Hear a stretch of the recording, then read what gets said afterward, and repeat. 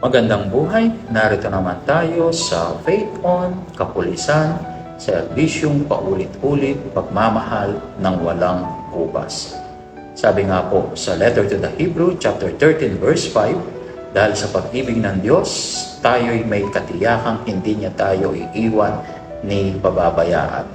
Ito rin ang inspirasyon ng ating kapulisan.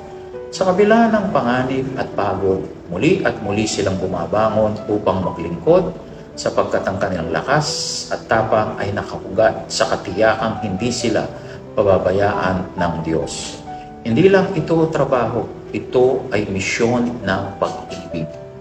Ang ating kapulisan ay tinatawag upang magsilbi ng paulit-ulit, hindi lamang bilang tungkulin, kundi bilang pagpapakita ng pag-ibig na nagpugat sa Diyos na siya pag-ibig. Ang kanilang walang sawang paglilingkod ay refleksyon ng pag-ibig ng Diyos.